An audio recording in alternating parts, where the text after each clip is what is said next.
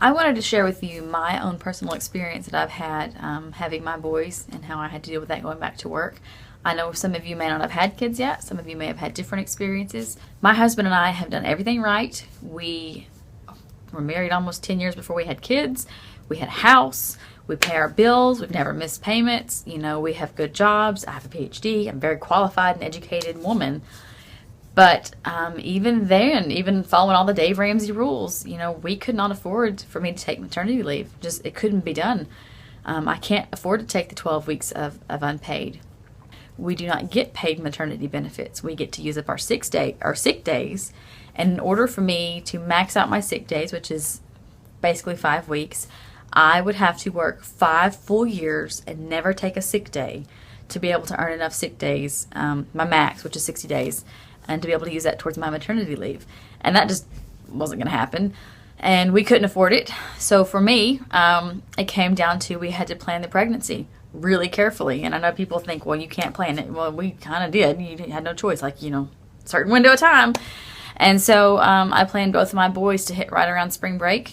My second one actually planned, it was a little bit better. It was a little bit later, with our intent of I would have the baby around spring break, come back to work for just a little bit, and then I would have all of summer off to be able to stay home with the kids. And so with my first one, he was a little bit earlier. He was in March. And so I came back to work, I think it was 8 weeks after he was born. Came back and did final exams and stuff for the students, and then I had my summer off.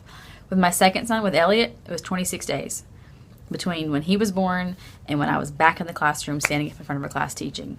Now, that is not anyone's fault, except for that's just the way the system works. That was just the kind of the reality we were working with. There were days, not anymore because they're older now, but there were days when, especially night classes were tough. You know, daycares close at 5 and night class starts at 6. And my husband is a coach, so they would have games or out of town or whatever. And there were nights that he would bring the baby, little, like, you know, tiny little baby, to class. And I would teach my MBA class with the baby asleep on my shoulder. And that was just what we had to do. Daycares close at 5. We have absolutely no family in the area. My husband's Canadian. I'm not from this area. There was no one here.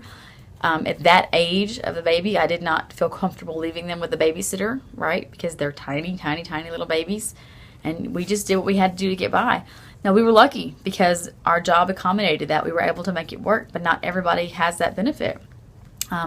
I spoke with an HR director recently and asked them kind of what their perspective on the FMLA Act and all that stuff was. And with family medical leave, you get 12 weeks unpaid.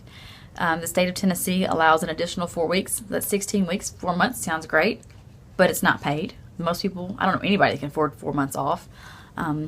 And in addition to that, I said, well, and that starts too, like if the mom gets put on bed rest, that counts. It's not just like when the baby hits, then the 12 week starts. It's the whole period up to it. So if it's a tough pregnancy, all that counts.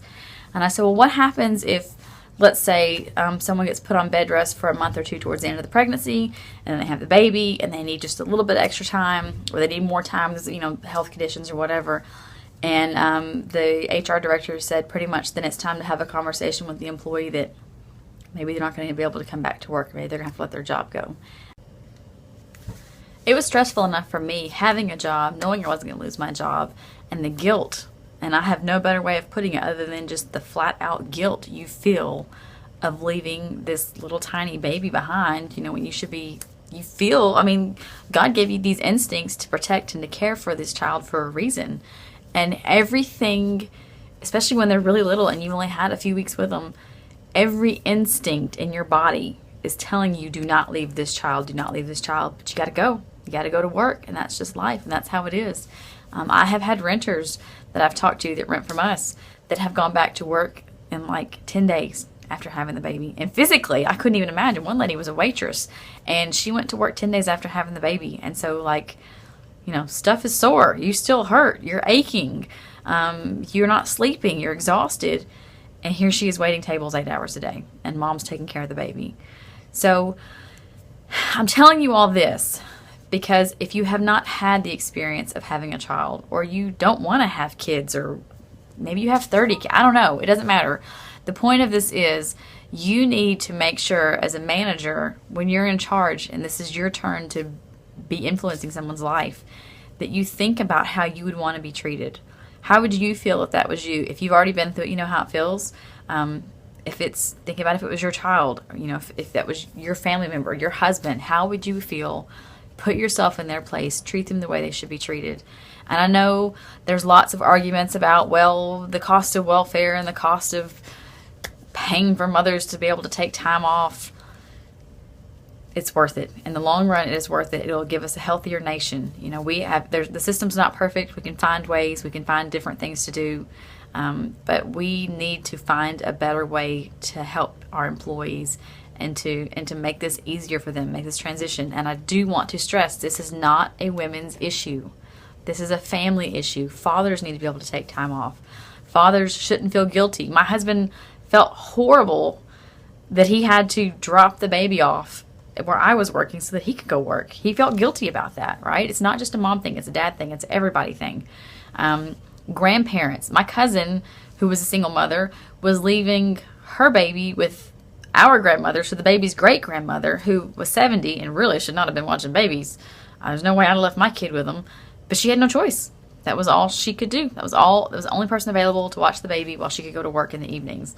And so she would go to work feeling guilty and scared that what happens if grandma falls asleep and the baby's up? What happens if grandma gives the baby something wrong? This is all stuff that you're worrying about when you're at work, when you should be spending time with your babies. So again, I don't have an answer, but just keep this in mind. Remember this. Put yourself in your employee's place and do your very best to help them and accommodate them as much as you can.